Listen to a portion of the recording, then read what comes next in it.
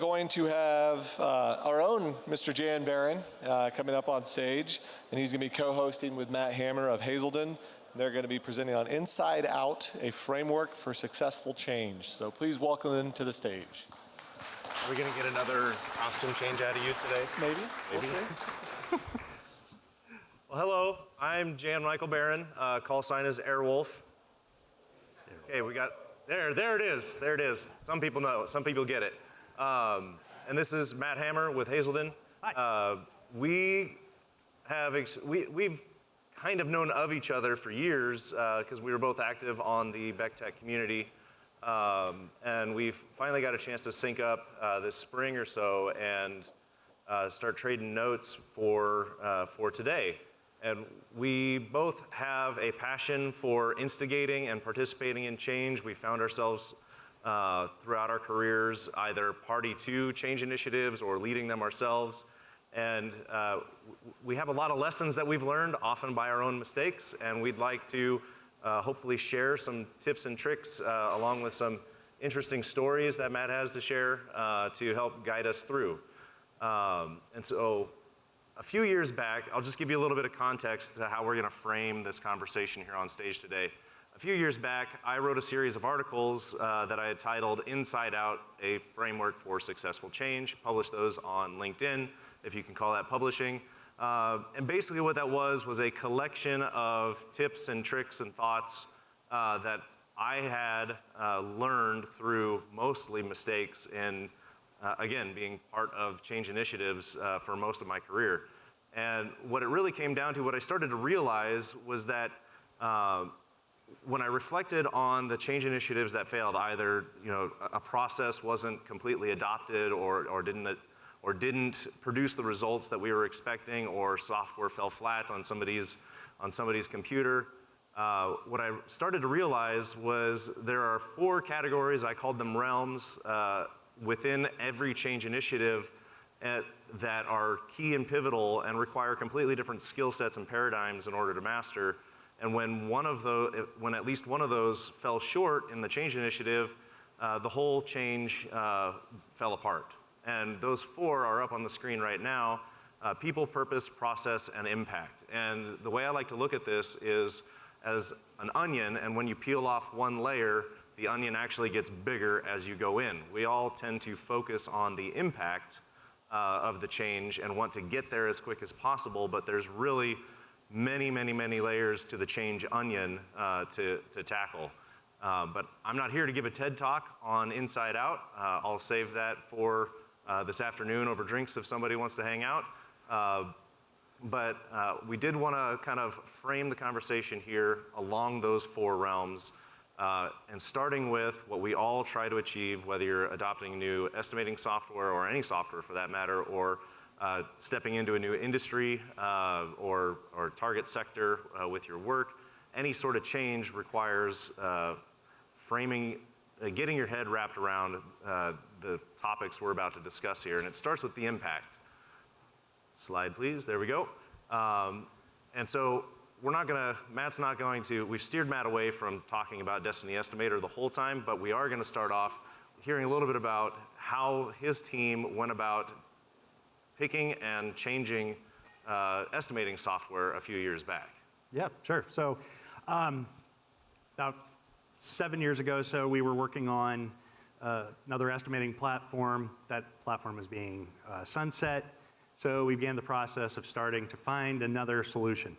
And when we try to engage change, it doesn't matter if it's software or something else, we're always asking, well, what problem are we trying to solve? What exactly are we trying to change? In this case, it was kind of obvious. We had to get a new estimating software. But it's not just pre-construction that was going to be affected by that. There are other outside groups, accounting, operations to some extent. And so we had to kind of come up with a whole process of how we determined what we were going to go with, right? And Beck Tech kind of introduced us to a process called choosing by advantages, which is how do we evaluate what we're looking at? And so choosing by advantages, what that meant to us was, well, we wanted to come up with the ultimate pre-construction software, estimating software. So we came up with, I don't know, 20, 30 categories of activities and, what do I want to call it? Functionality of the program. And then once we came up with those activities and functionality, we then ranked each one of those items by importance. So starting at number 3 was a business critical item. So for us, that was an undo button because we didn't have an undo button in our previous software, so we absolutely had to have one. The second one, number 2, would be nice to have, and so, or need to have, sorry, and that would be simultaneous users. We currently had that functionality. It was something we needed to have, and so it needed to continue through. And then nice to have, which would be like an integrated bid solution. I'm not familiar with any software companies that have an integrated bid solution with their estimating software yet. I think it's coming, but once we determined those values for each one of those functions, then we would evaluate different programs and score them 1, 2, 3 based on 1 being fails to meet expectations. It's basically doesn't work with what we want it to do. 2 meets expectations, and then 3 exceeds expectations. Came up with the matrix because we like doing that as estimators. We like data. Scored a number of different platforms. And while Destiny kind of came out on top of that, the one thing we didn't want to underestimate was the cultural compatibility between Haselden and Beck Tech, or whatever vendor that was. It was important to us that we would have a software partner, not just a vendor that was going to give us something and say, here, go. So that's how we came across being part of the Beck family, if you will. We are going into year 6 with that. So it's turned out pretty well. So choosing by advantages sounds a lot different than a cost-benefit analysis or those pros and cons lists and things like that. It sounds like you're focusing almost entirely on the advantages and how well each of the opportunities will give you those advantages that you're Yeah, exactly. I think cost was a part of it, but I think ultimately we wanted to go with something that was going to be a long-term solution for us, not just pick the cheapest Roomba off the shelf kind of thing. And it worked out really well. Cool. And then, so the next layer of this onion, which we can have the next slide, is defining the process. And I think we're all pretty good at this as builders. We define processes all the time, but it's really digging down into the weeds of, okay, now that we've established, that we have a problem and and we want to solve it, and we have this concept of a measurable impact that we're going to get out of our change. It's really about sitting down and defining those nuts and bolts, understanding the process so you can clean it up and make sure that that impact isn't impinged by any unforeseens, just uncovering everything. And I know you've got some pretty interesting, a pretty involved process when it came to evaluating pre-qualification at your company. Yeah, so in order to, and it's not just pre-qual, so any kind of process change you're going to make, you should be whiteboarding what you do currently, all right? And sometimes it takes a day, but you got to get all the players involved, not just the pre-construction team, or not just accounting. For pre-qualification, yes, those are the 2 main folks, but we also brought in safety, we brought in operations, and we went through, okay, well, this is how we approach pre-qualification, this is how we address our subs, this is how we get that information back, this is who evaluates it, and then you come to a point where it's like, well, financial evaluation. That's not one step, right? So we had to create a spin-off process that would show how financial services would go through each one of the financial data from each sub and approve, disapprove, how that was going to work. We're getting ready to do it again. And that was like 6, 7 years ago, the first time we did it. So we're going to sit down once again with our current process that we changed 6, 7 years ago and look at redoing it again just to make it more efficient and make it work better for us. So you went through this change 6 or 7 years ago, and now you're going to revisit it and almost rehash, maybe reopen some previous wounds by making a change to the same process again. Right. Why? Why? You know, why? I think there's a couple reasons for that, and the folks at Bespoke kind of spoke to it earlier. It's challenging to get information from subs for pre-qualification. And right now, it's sort of dysfunctional. Ours is more of a post-qualification process. So we wait until we are ready to award a contract, and then we're like, okay, we got to update your pre-qual, and that doesn't always work. And a lot of times, the subs are like, you're fixing to give me a job, why does that matter?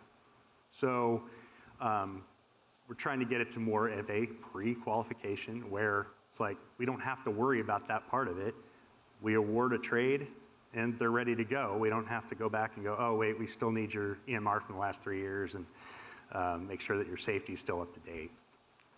So even though you have an established process that might not be entirely broken, but it's not achieving what you are trying to get out of it, Exactly. You're willing to endure those short-term pains, along with the quote at the bottom of the slide. Short-term pains are worthwhile because of the sustained success of the results. Yeah, absolutely. And you have to be comfortable at times, even if it was a change that you initiated and led, and it's your baby at your company. You have to be honest with yourself, and if it's not working, start the process over again. Yep. So then that gets us, now once we've peeled that layer off and you start to understand that, we get to the purpose of the change. And I love this part of our conversation because he's got one of the wackiest stories I've ever heard.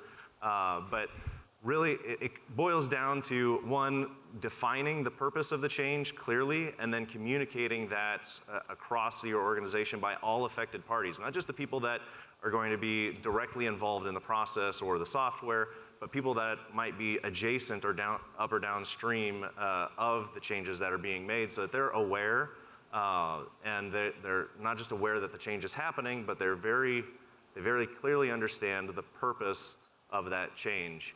And I don't want to give too many things away because I want you to share it, but it's a story about purposeless change. Right. So back before I was counting doors and killing dreams as an estimator, I was in home building. And that's a different kind of killing dreams. But I worked for a large company, and they had a organizational structure where you had a PM that was over, call it 4 or 5 subdivisions, and they were responsible for the sales and construction in those 4 to 5 subdivisions. And every year after year end, they would do this PM switch. So the builders and salespeople never knew who they were going to be working for the first week of January. They just decided we were going to start moving people around. And I asked about that. I'm like, we're a good fit. This is a great team. Why are we shaking this up? And they said, well, we just don't want PMs to be complacent in their success. And I don't think it ever generated any more sales, because what are the 3 L's of buying a home? Location, location, location. So moving a PM from that place to that place is not going to generate more sales in either. It's going to not affect it at all, really. But they still made this change anyway because they had been doing it. I had never gotten a satisfied answer before I left, but yeah, that would to this day, it still kind of blows my mind that that's what they would do. I often get accused of lobbing chaos grenades in meetings that I'm a part of, but it sounds like as an organization, on an annual basis, come rain or shine, they would just lob the entire organization a chaos grenade, or at least the ops side. Yep. And you asked multiple people up the chain, around the chain, to try and figure out why they did this. And none of them could give you a straight answer until this one little pithy statement about getting complacent. Yeah, it really never made any sense. Now, there might have been a great corporate reason for making the change, but because that reason never made it downhill, to the people who were actually building and selling homes, it was always sort of a mystery, and a lot of contention came out of it. So when you're communicating your purpose for a change, make sure that the people, the end users, know why you're doing it. And we've intentionally kept the name and location of this contractor out of the stage time. And so if you think you know who this is, please keep it to yourself. But also, if you're, I don't even know if you're here in the audience and you're like, I think that's the company that I work for, you might want to go back and have some conversations about really clearly understanding the purpose of any change that is going on. If there's this coaching carousel going on, really making sure that not only you understand it, but that as long as it makes sense, that everybody else understands it. And if it doesn't make sense, start having those conversations as well.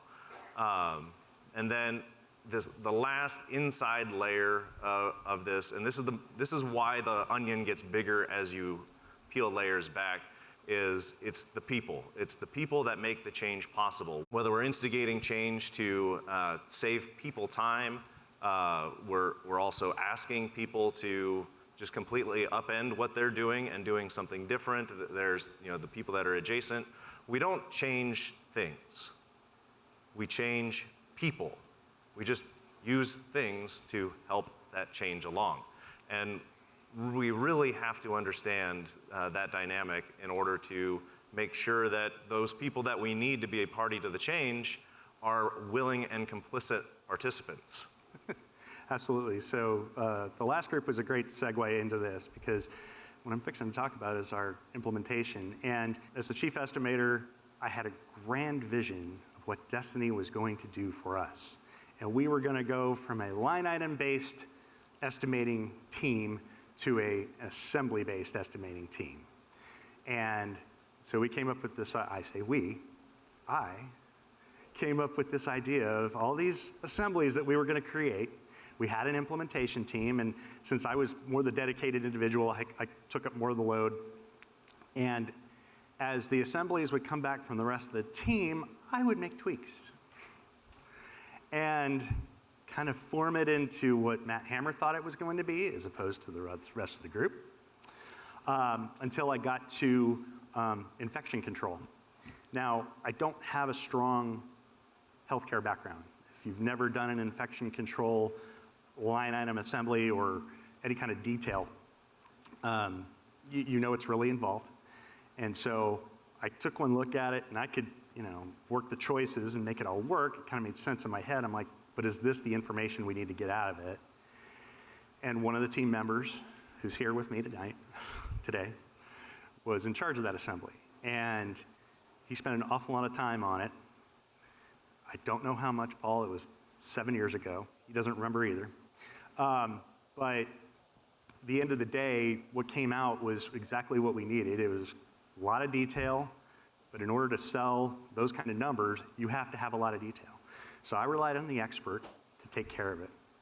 Now, I pulled up some stats before we came out here, and I'm going to kind of go a little bit curveball here. We have 87 assemblies. 11 of those are self-perform, and they're used, and I'm not going to go into it. So what's that, 76?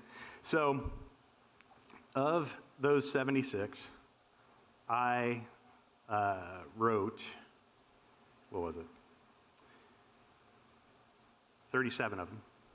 And the rest of the team wrote 39. I think the math works out on that. And I went back and said, okay, well, which ones are actually used, right? So I remember Matt Hammer's grand vision of, we're all going to be assembly-based, right? So I went through, listed everything that we have of the number I wrote. 51 of those, 51 of the 87 are used totally. 23 are mine, 28 are the rest of the team. Now, there is a much greater percentage, 28 out of 39 assemblies are used, that somebody other than Matt Hammer wrote. And that just shows that the experts knew what they were looking at, the level of detail, the right questions to ask. And yeah, we could go back and reevaluate how the rest of them are not being used or they're just not valuable or whatever it is. But the point being, I wasn't the one doing all the estimating. I do a lot of checking of estimates. I do a lot of reviews. I don't do a lot of actual estimating anymore, but the rest of the implementation team really developed the product for us, in spite of whatever Matt Hammer had to do about it. So since you tried throwing me off with a curveball, I'm going to throw a curveball too.